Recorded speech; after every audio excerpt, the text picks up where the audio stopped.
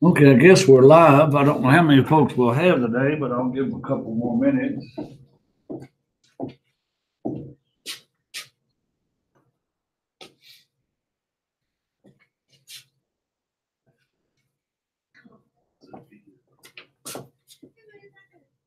Sophia, did you have any slick roads? My roads weren't too bad. Main road wasn't bad getting here? No, How about you, Robert? it was good. I lived in Waltham. Yeah. Of course, my side road was bad for 4 miles. And main road was good until about 6 or 7 miles out on Virginia side. Then when I got to West Virginia, it was pretty good. But that 6 miles was rough. It was slick both sides and traffic slow and big trucks and so on. They canceled, they had late schedule a couple of weeks ago when we really didn't have to have a late schedule. Today, they need late schedule. Now about the front steps out there, they got salt on them yet? Everything's melted. Good morning. Good morning, Georgia. Those front steps were slick when I came in this morning, so they called over about salt. So I hope they clear those up. But if somebody falls and get hurt, then the callers will make different decisions. And maybe a lot of parents will call today too and complain. I don't know. Because a lot of people in the other schools are not live streaming, are they?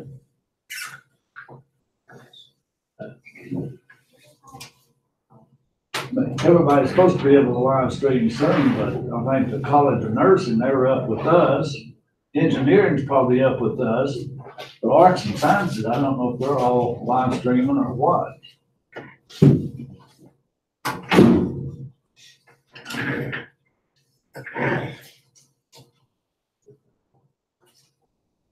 I saw Pando walking up the stairs. Must have had parked down over here. Yeah, that's where I had parked. Well, there's not over 5 cars down there now. No, about 8. There's a big bus down there. They did clear that walk off for you guys, so. All right, in the meanwhile, let's turn to chapter 2. Hopefully we are live streaming. Now in chapter 2, last week we went over problem 10, 12, 13, 14, 19, 22, 25. Today we're going to finish up chapter 2 with 39, 35, 47, 49, 50. All right, and then we'll need to start a new chapter. We're not even near test time. We're going to cover chapter 3 before we have a test, and it will be on 2 and 3 only. But anyway, Sophie and Robert, what do you all think of the President's State of the Union? What? Who's the President's State of the Union? Robert didn't watch it. What are you saying, Sophia? I didn't watch it either. You didn't watch it either? I still Trump gets to speak that way.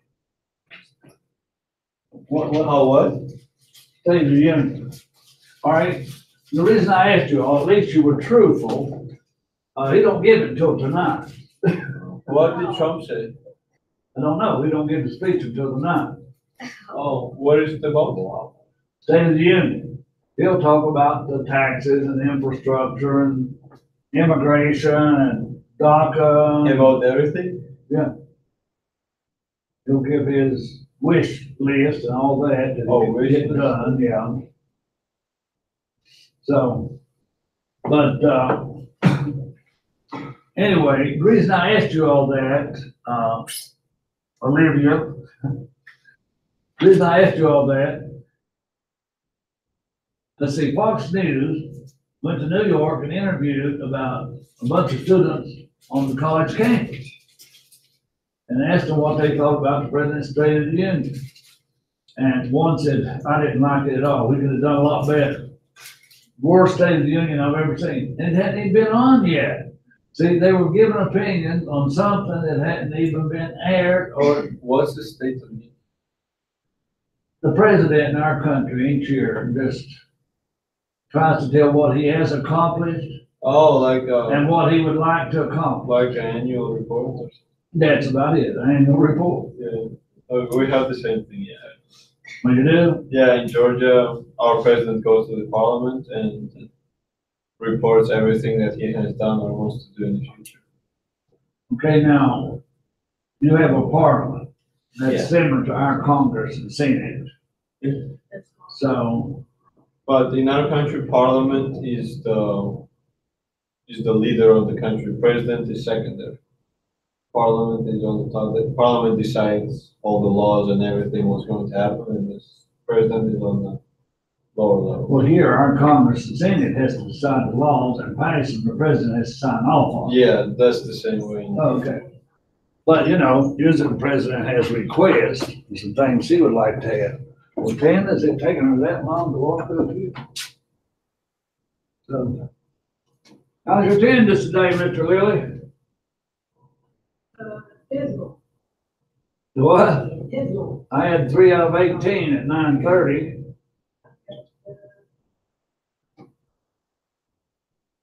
7 out of 32. That's still not too bad.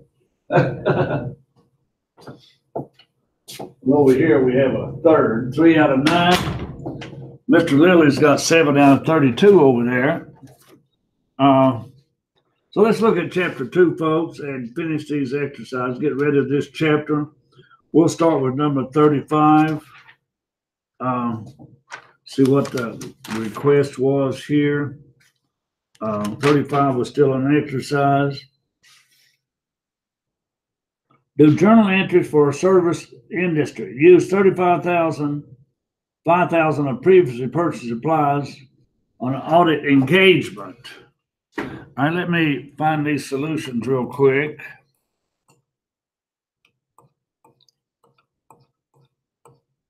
Okay, I'm not going to pick on you all this morning because there's just 3 or 4 of you.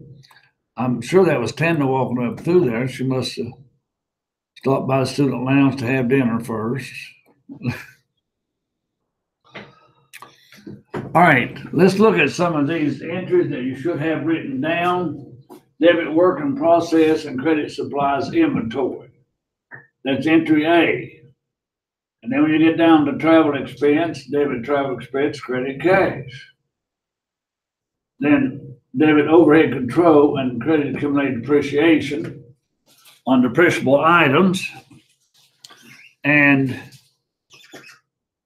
the next entry, they don't have these numbered or lettered, is debit depreciation expense, debit fixed overhead, and credit accumulated depreciation.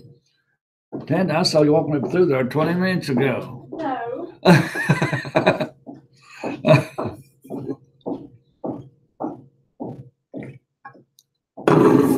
Appreciate you all being here today.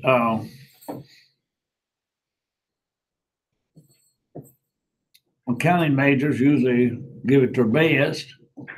However, those who are at home, I don't blame you if you can stay home and watch the same thing. We did get an email this morning that don't count anybody absent today.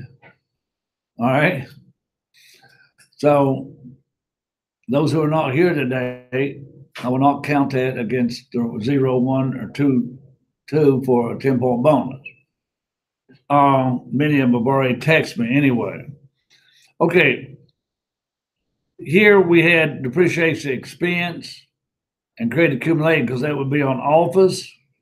Fixed overhead control would be on this service audit. All right, then we did work in process, credit salaries. More work in process and credit salaries. And we did work in process inventory and credit cash to record audit related travel costs. Then we have insurance expense, fixed overhead. Some of this insurance is on the downtown office building. Then we debit variable head costs and credit wages payable. And here's just salaries and wages payable and credit cash. But now, do anybody have any questions? Giorgio, do you have any question on any of these entries? No, I got them. You did, okay. All right, if you all have no questions, we'll move along to number 39, which is a problem.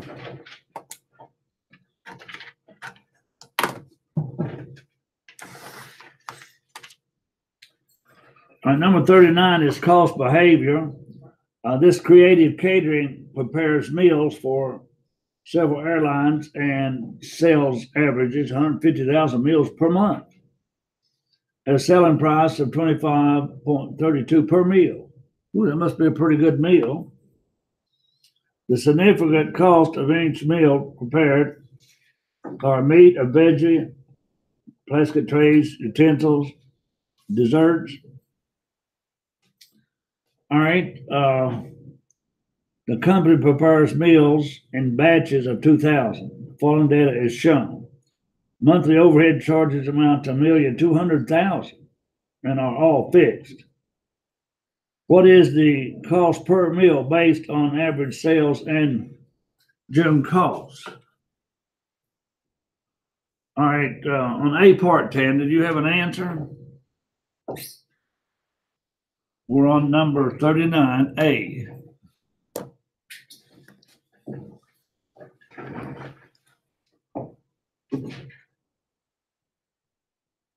I had the wrong notebook. 1266. Wrong notebook's not good. No, I wonder why I couldn't find it.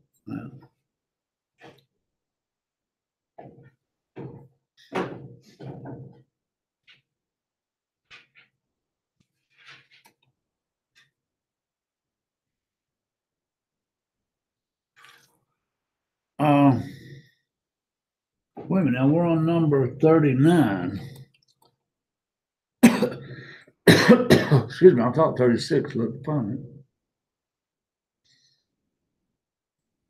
All right, at 150,000 meals per month, material and labor cost was $93.20 divided by the 2,000 meals for this month. And overhead was $1,200,000 divided by all the meals, 150. So you'd have a total cost per meal of $12.66, as Tanda looked at Olivia's paper and told us. All right. Got mine out now. Okay. Okay. If sales increase to 300,000 per month, what will be the cost per meal, assuming that the cost behavior patterns remain the same? How about that one, Olivia? That be, Yeah. 866. All right. Now, why did meals go down $4 per meal? Because all the variable costs stayed constant, but That's the 466. yeah, but the 300,000, it increased by 150,000 meals per month, which decreased fixed overhead. Yeah, your fixed overhead stays the same in Per dollars, unit, yeah. but per unit, it goes down to $4. So it's all about the fixed cost. Okay, C part, assuming that sales increase to 300,000 meals per month, Creative Catering wants to provide a larger meat portion per meal and has decided that since the airlines are willing to incur the cost, the company will simply increase its per unit spending for meat. If all the other costs other than meat remain constant, how much can the Creative Catering increase its costs per meal for meat? Giorgio, you got something on C? No, I couldn't answer. All right. Just looking at it, I didn't think they gave you enough information right away. Well, you gotta collect all this information from what we already had. All right, we know that materials and labor was 5720 divided by 2,000. We know overhead for 300,000 meals is the $4. We calculate that in B part. Now, total cost without meat is 686. We left the meat out, like in part A. All right. Cost at 150,000 is 1266, excluding meat of 686. Maximum meat cost per meal will be 580. Current meat cost is 3,600 divided by 2, or $1.80. Oh, I knew that would run from it. Potential increase in meat cost, $4.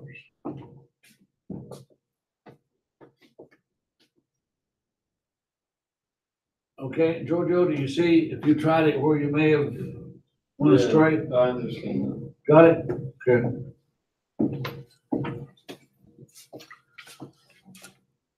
All right. D, the company's major competitors have a price of $21.92 per meal. The profit margin is 100% of total cost. If this catering is to retain the airline business, how many meals must the company produce and sell to reach the bid price of the competitor and maintain the 100% profit margin? Assume that the June cost pattern will not change and meals must be produced in batches of 2,000. Robert, do you have anything on D part? Or what? A D part, yeah.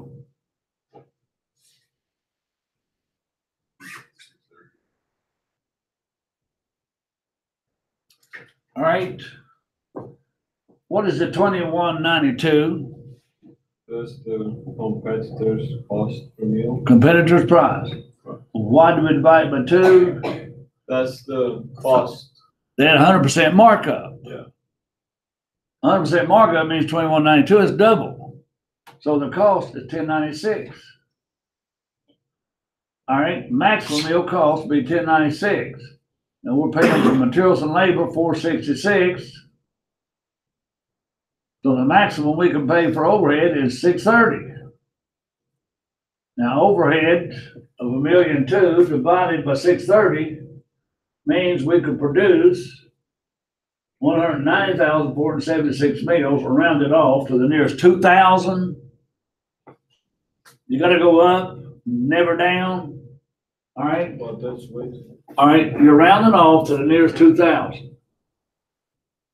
Even if this had been 190,001, Why would you round it up to the nearest 2,000? because you're only going to make meals in batches of 2,000. It's only feasible to make 2,000 meals at a time, to have all your workers and all your ingredients and so forth.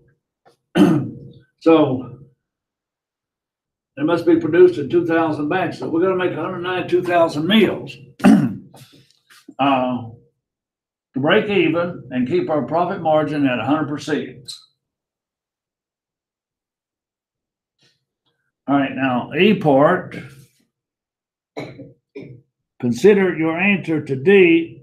Under what circumstances might the manager retain the airline's business but cause the companies to be less profitable than it currently is? Well, you could anything less, I suppose. If you produced 192,000 but could only sell only the same 150, the company's currently selling, manager might accept retaining the business to boost his reputation as a deal maker, but he'll lose money. Okay, so sales would be 3,798,000, variable cost 466, fixed overhead, and then your profitability is 1,899,000, for above 100% markup. If you don't sell that 192, you don't get 100% markup. That's all that this is showing. Now, that was a little thought problem, folks. Hopefully you go back and look at that. Now, number 47.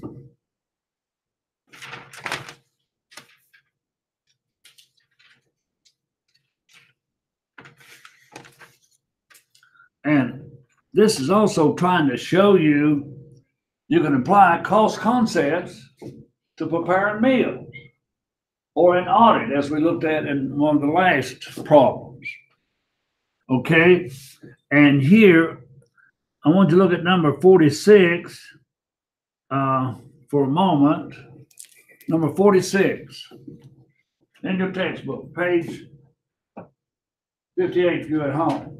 Well, we got 5 out of 9, maybe 10 now, so we got 50%. But this morning at 9:30, I had 3 out of 18. Mr. Lilly said he had 7 out of 32. But anyway, they should have had snow scheduled, but that's okay. Let's look at this ethics problem 46.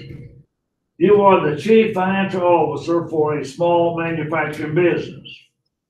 All right? That has applied for a bank loan. All right? In speaking with the bank loan officer, you are told that 2 minimum criteria for granting a loan would be a 40% gross margin and an operating income of at least 15% of sales. Net income, 15%, gross margin, 40%. All right, looking at the last, I guess, 4 months, in the income statement, you find the gross margin had been 30 and 33. And operating income been 18 to 24. Well, the net income is better, but the gross margin is not. You discuss these criteria with the company president who suggests that some of the product costs, including cost of goods sold, should be moved to the sales administrative. Now, which type of product cost might be most easily assigned to period cost rather than product cost? All right. What could you move over to period cost rather than product cost? Have to be what, Giorgio? My best guess would be the salaries of the non-related employees, like indirect labor. Factory overhead? Yeah.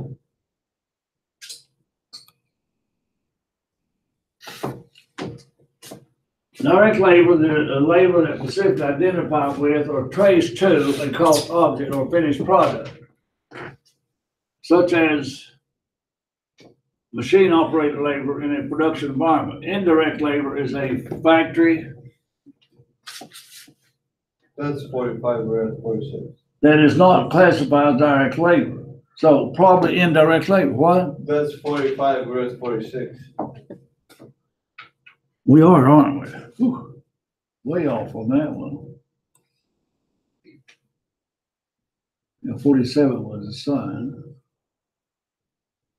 All right, overhead costs are easiest to assign to other classifications since these costs are not directly related, and that would be labor.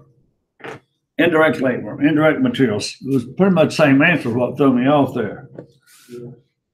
Okay, and B, because the president has not suggested that any expenses be excluded from the income statement, do you see any ethical problems with the request? All right, this is an ethical situation. Do you see anything wrong with doing this?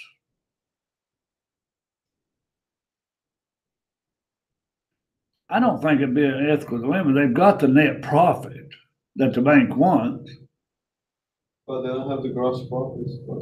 But they don't have the gross profit. I mean, if it's possible to transfer overhead costs to the administrative or selling costs, then I think they should do it. It meets criteria because they still meet the net income. All right. The following should be considered. The reason for the bank's long grand criteria, the effect on the company's suppliers, employees, and customers. Should this loan not be granted, the ability to manipulate financial income and the appropriate tone at the top that the president is suggesting.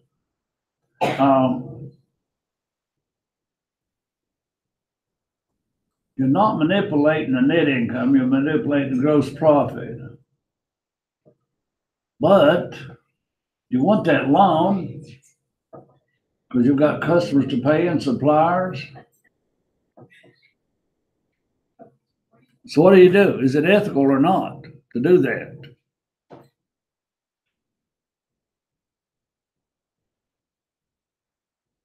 I mean, it will boost your gross profit, which will The net income stay the same. Which will make other investors to like your company because you have a higher gross profit. All right, you take sales minus cost of goods sold to get what? Gross profit, And what do you take away from gross profit? operating expense. All right, the only thing you're shifting here, you're taking, all right, you're taking sales minus cost is GP minus operating expenses, selling administrative, gives you net income. Now, net income did not change. However, you want to shift some of this cost of goods sold down to operating profits.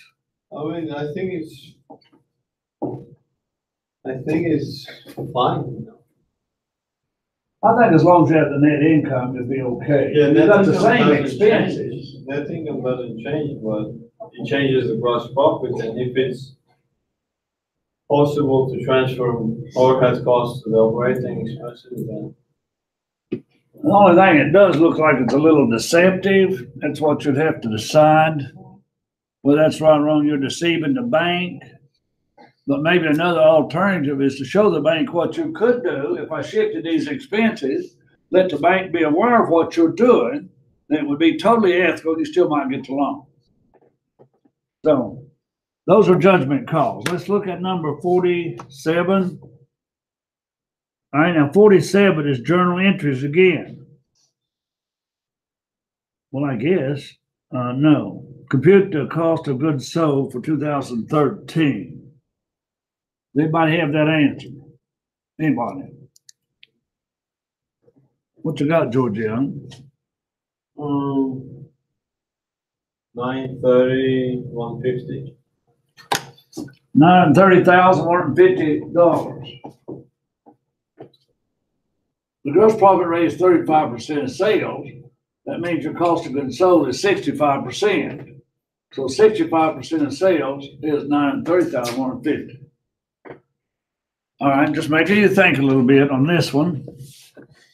B part, what was the total cost of goods manufactured for 2013? Anybody have that one? That's like doing a manufacturing statement. Okay? You had to do pretty much a manufacturing statement. Hopefully you're getting a handle on those statements.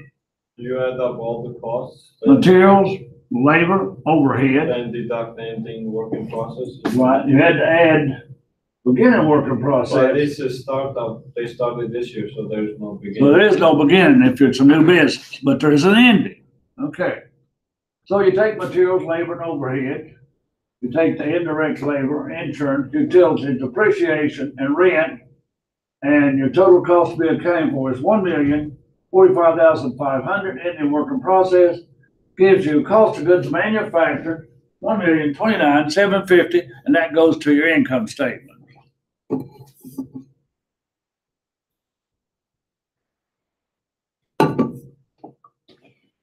All right. What is the finished goods inventory? Sophie, do you have C part?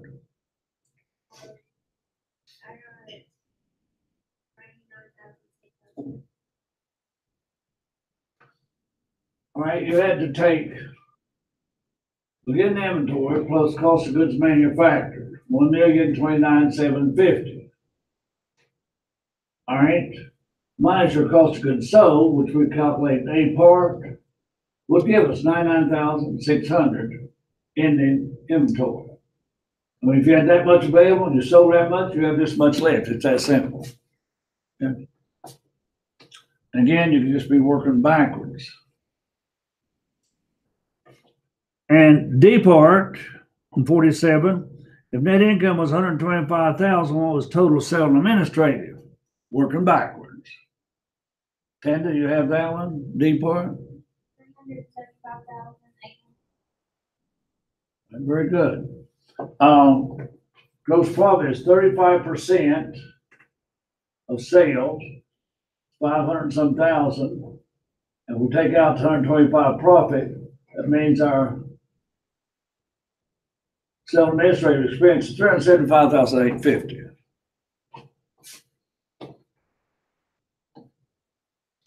And prepared journal entry, let me just show you those. Debit raw materials inventory, credit accounts payable. Debit work in process, credit raw materials. Debit work in process, credit your wages payable. Debit your factory overhead control, credit wages payable for indirect labor. Debit factory overhead and credit insurance. Debit factory overhead and credit cash for utilities. Debit factory overhead and credit accumulated depreciation. Factory rent, debit factory overhead control. Now, we need to put all of these into work in process, and we credit manufacturing overhead control. If you didn't have a predetermined rate, you had to add up the actual expenses.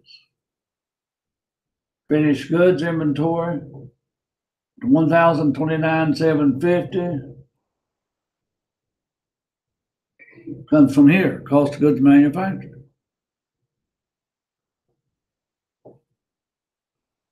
And we put them in finished goods. And credit work in process. So administrative expenses, credit accounts payable or cash. Cost of goods sold, credit finished goods inventory. Debit accounts receivable, credit sales. Now, those are the same entries we did in principal. Principles 2. Same entries we did in managerial.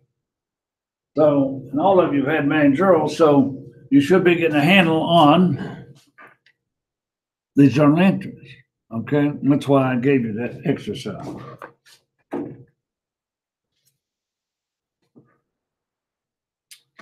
Number 49, you had to fill in some blanks. I'm just going to let you check, which you probably did too. I think I got these on Moodle.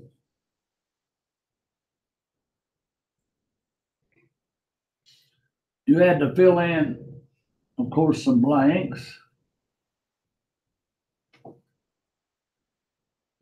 And you got sales, direct materials, labor. And your prime cost is materials and labor. Conversion costs will be labor and overhead. So manufacturing overhead is 23. Labor, let's see, 23 and 25. These two make up your conversion cost. Got beginning work in process inventory. And here you had to fill in work in process ending inventory, beginning finished goods inventory. And over here you see what you had to fill in, the blank. If you haven't done that problem, please do so. Any questions? Anybody have any trouble filling any of those in?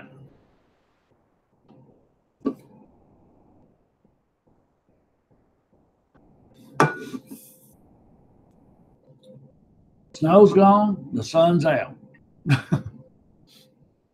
So you'll have a better road to go home on.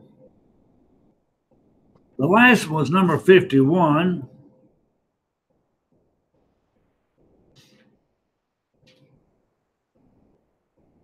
And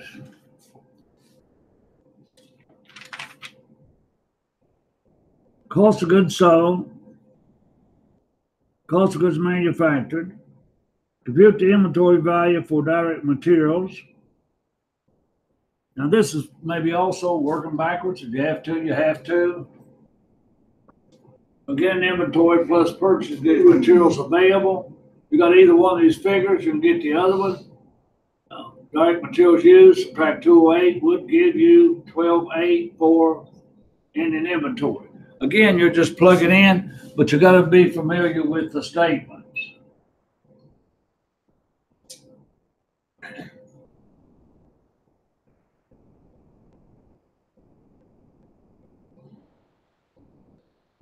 And here, I don't know what X was, but materials, labor, and overhead gives you total product cost.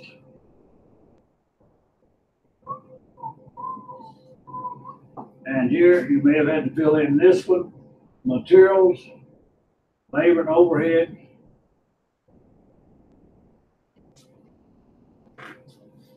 All right, materials, labor, and overhead.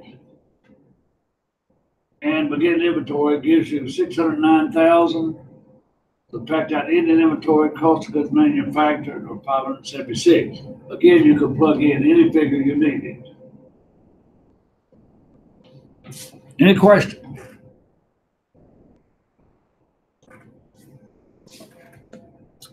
Okay. Now your test from chapter 2 will be similar to some of the problems we covered on journal entries, manufacturing statement. That's the two important things in that chapter. Manufacturing statement, journal entries. And some of these classification, most of it from chapter 2.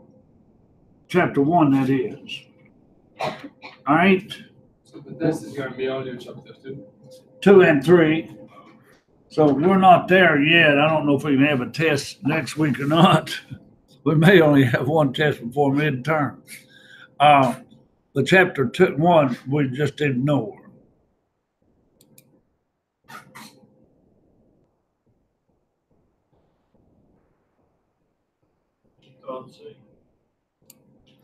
Trying to find it there, yeah, it's hard to do.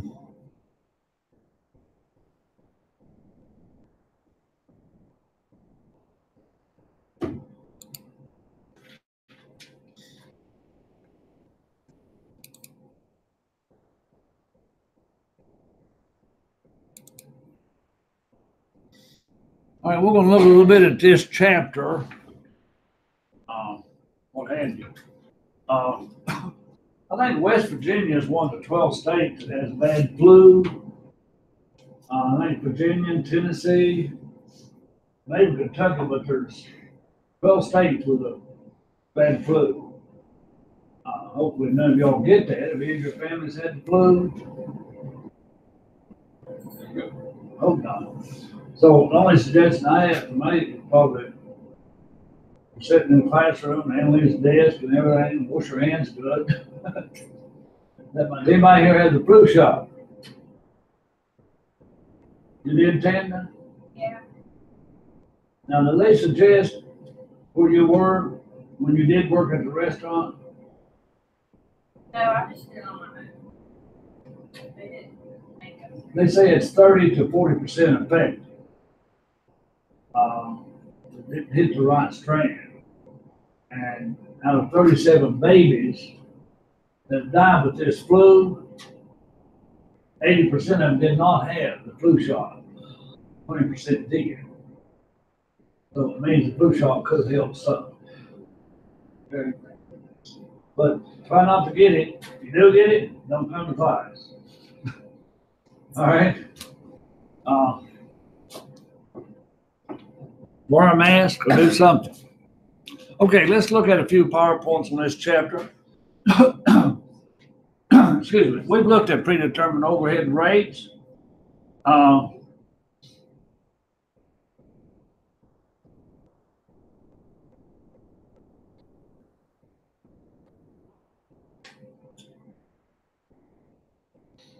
All right, now here are some uses, which I've never pointed out before. Predetermined overhead rate allows overhead to be assigned during the period. So you don't have to wait till you get your actual overhead on the last day of the month, say, hey, here it is. You can allocate it all month long. Compensates for fluctuation in activity level that do not affect fixed overhead. Allows managers to be aware of product line, customer, and vendor profitability. If you don't have a predetermined overhead rate, how can you set a selling price and determine your profitability? So it takes three ingredients: materials, labor, and overhead.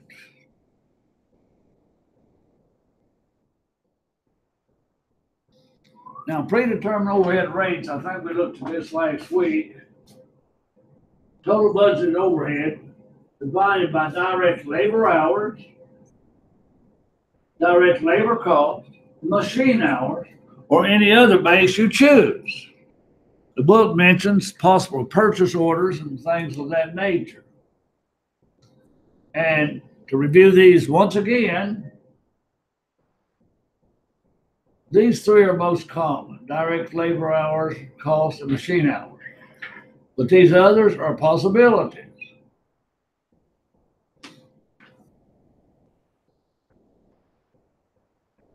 All right, here your budgeted overhead is $7.50 per machine hour. Here it is $12.60 per machine hour. You've got two different budgeted overhead, two different problems.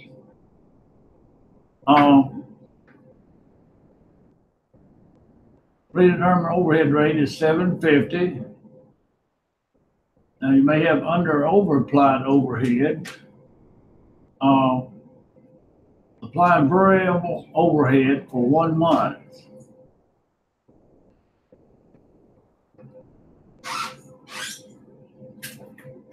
Now, if you had 32,250 over applied overhead,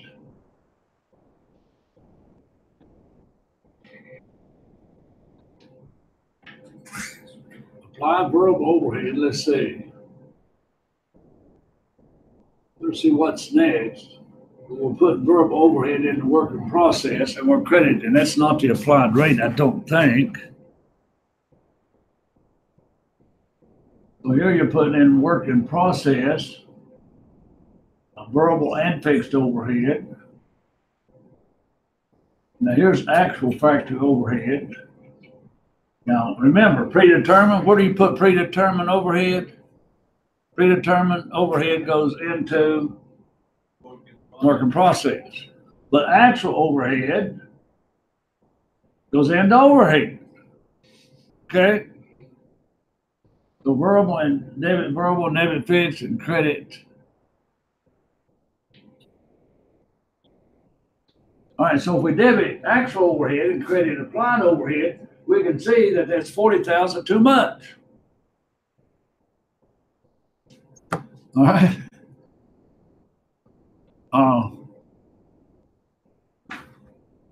Okay. Now we can see that's 40,000 too much, and we see we got to give this a zero balance. So we'd have to debit overhead 40 to give it a zero balance. And we're going to credit something else. Well, we put this in cost of goods sold, let's take it out. We put it in finished goods, let's take it out. We may have some work in process, let's take it out. So let's see which way they suggest.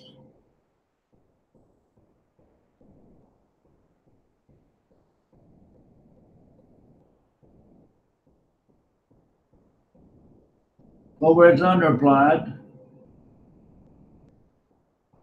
Overhead is overapplied. You got a decreased cost of goods sold, increase net income. All right.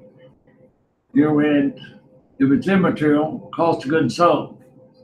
If it's material, work in process, finished goods, cost of goods sold. What does prorate mean again?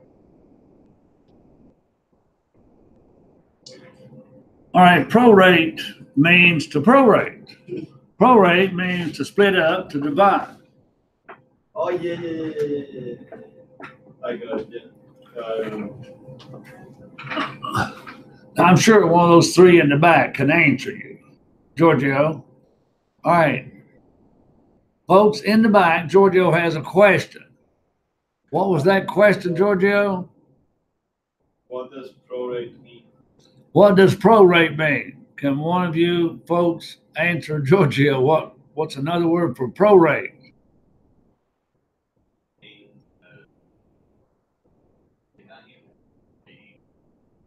Subject to the man of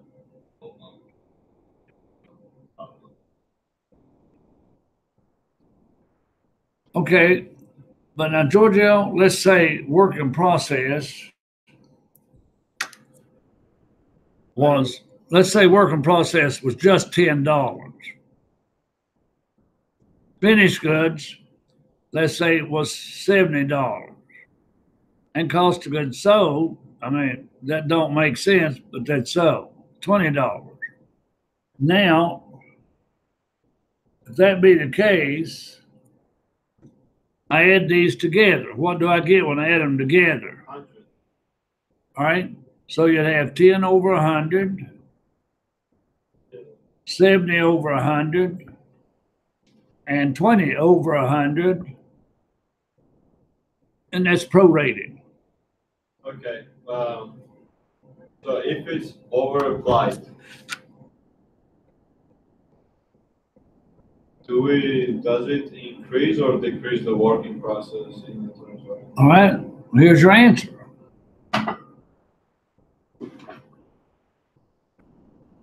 Yeah, but this is for the cost of goods sold. All right. Same answer. Here we'd have to decrease cost of goods sold, decrease working process, and decrease finished goods. Okay, so We'd have to decrease 3 instead of 1. got it.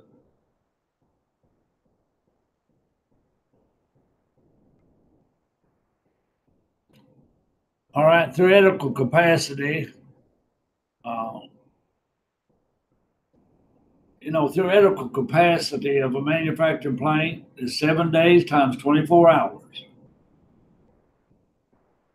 That's its theoretical capacity.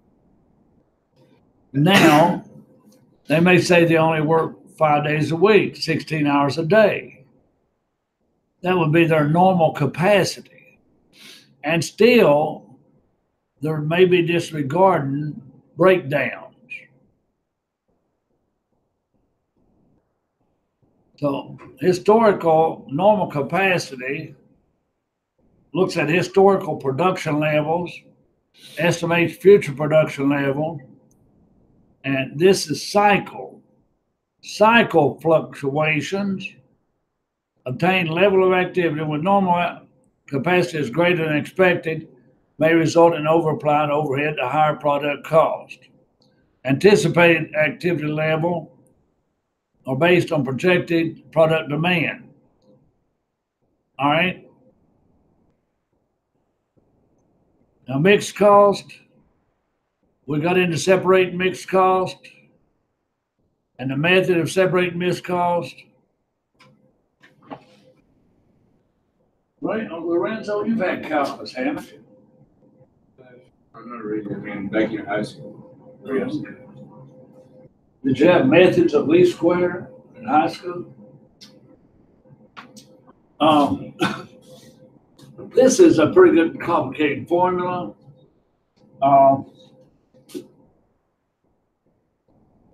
You can actually get statistics. Did y'all have it in statistics, Dan? Yeah.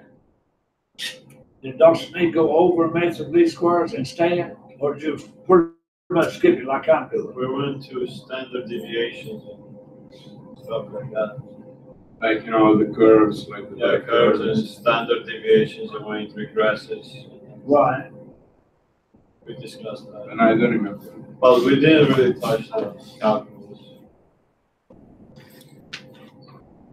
I think this least squares would be a calculus equation, but I learned it in statistics, and I had to use it on a research paper, and to prove a point, whether there's a possibility that I was right about proving that the number of dollars spent on students you know, the least amount spent per student to higher the dropout rate. And I prove that with the method of least squares. All right, but the high-low method is what we're worried about. And this is pretty easy, I think. So using the high-low method, we've done that before.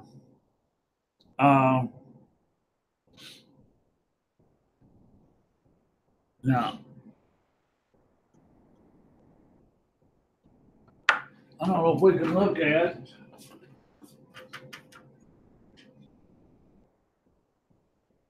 Let's see if we can apply the high-low method. Now, what is this cost? Burl. What is this cost? Factory overhead. 630 and 300. Since we've already got it separated, we don't need to use a method. I thought we could use a method of the high-low method, but we don't need to.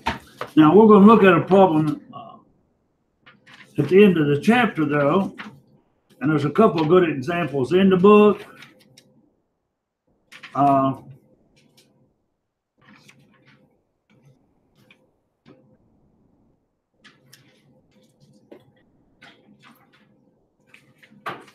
We've not started any problems here yet. So let's go to page 90 and let's do number 21. You folks at home, please do this with us. Number 21, page 90.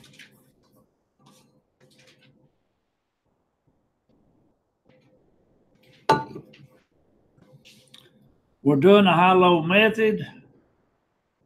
So right here it is. Follow this format and do the high-low method. And prove that you have the right fixed overhead.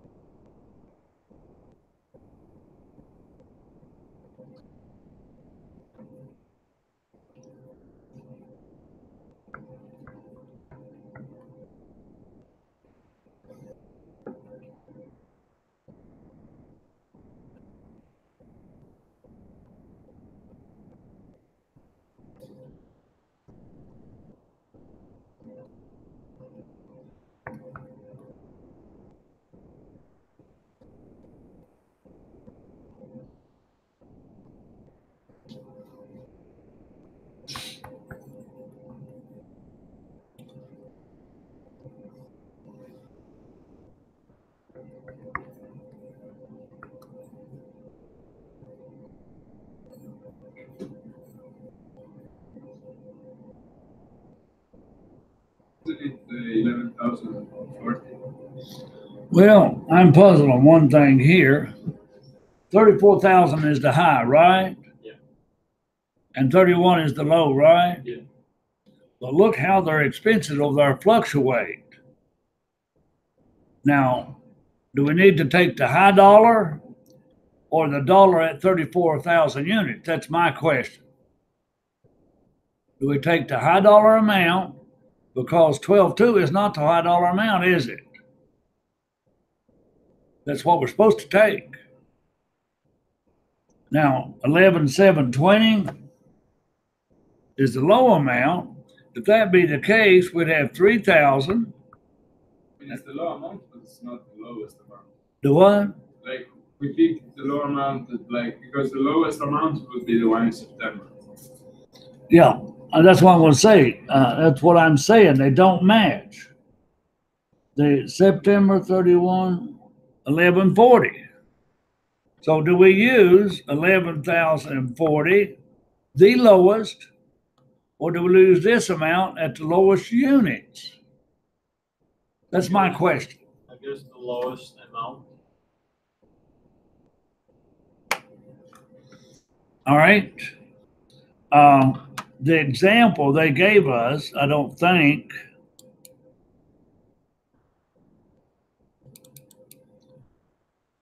specified that. So we're going to find out real quick. And what was this, number 20? 21.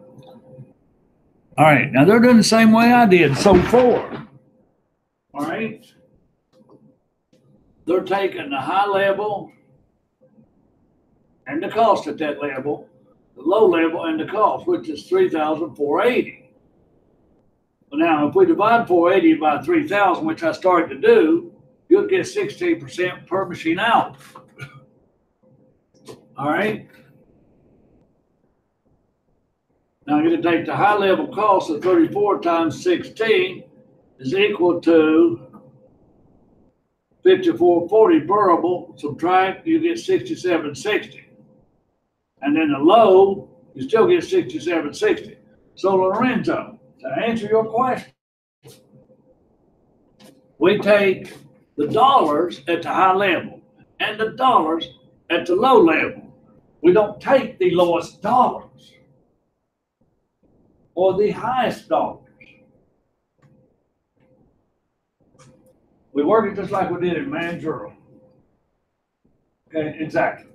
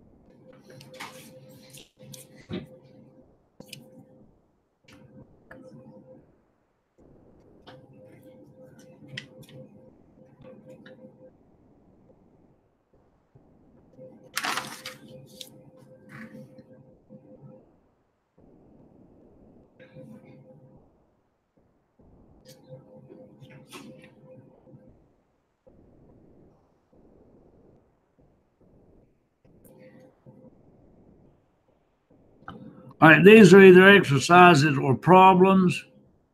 You got a high-low method in there. You've got some predetermined overhead rates. So please review these. Number 13, 15, 16, 20, 22, and 26 are due for this Thursday.